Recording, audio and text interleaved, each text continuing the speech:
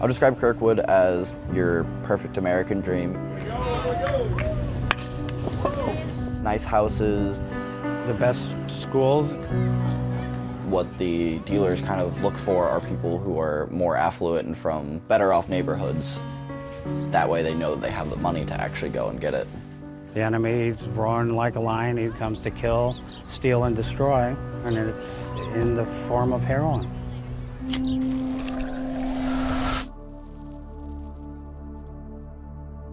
I'm Colton Kalita, and I started using heroin when I was 15. I first tried heroin whenever I was in this room. It's just constant and compulsive, and it just takes over your will and your body. About 30,000 people live in Kirkwood, Missouri, a well-to-do suburb outside of St. Louis with a median family income of more than $77,000 a year. In this county, heroin deaths are nearly 4 times the national average. The people that use heroin in Kirkwood can be anywhere from the honor student to like your typical teenage stoner. Did you ever think that at the age of 15, you would be a full-blown heroin addict? No, it's not like you wake up one day and think that you're going to be a heroin addict. It just slowly progresses from the small stuff, pot, alcohol, cigarettes, and it just keeps going. Do most of the people you know try heroin recreationally? It almost always starts out recreationally. No one starts off thinking, I'm going to do this every day. At first, I didn't even like it. The way I saw everyone else was raving about it, so I'm like, well, maybe I should try it again. So then I tried it again, and from then on, it was just kind of downhill spiral. How easy was it for you to reach out to a dealer or multiple dealers and get the fixes you needed on any given day? You just call up the dealer, tell them how much money you have, you go to the spot, they throw it through the window, you give them the cash, and you drive away. It's like that.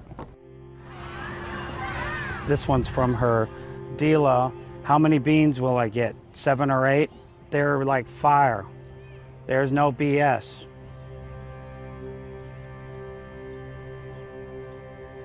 Allie says, I love you, Dad, and I said, I love you, Allie.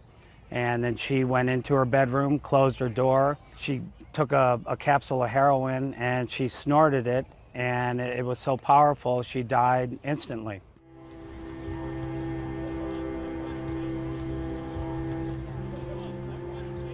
Heroin is the first thing I think about when I wake up. It's the last thing I think about when I sleep. I just care about getting high. I wish I had all the money in the world so I could buy all the heroin in the world. Did you know how deeply into heroin your daughter was? No, I had no clue. I had no idea. And I discovered this after getting all her notes and all her journals and everything. So this is a book you made for Allie? I did, because I figured someday I'm going to be dead and at least she would have something of her childhood memories. And this became a book for you? And it became my book now, yes.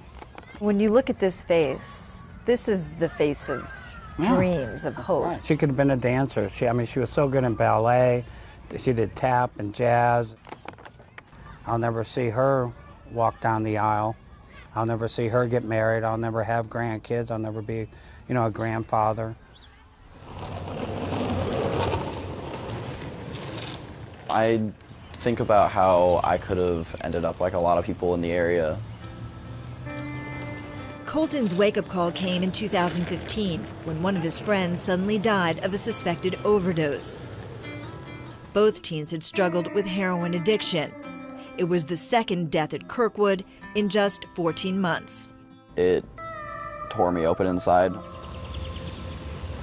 Since then, I've kind of turned it into motivation to stay on the path I am. Kirkwood High School is aggressively dealing with the heroin problem.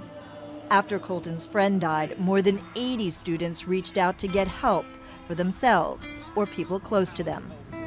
I've been in recovery since October 20th, 2015.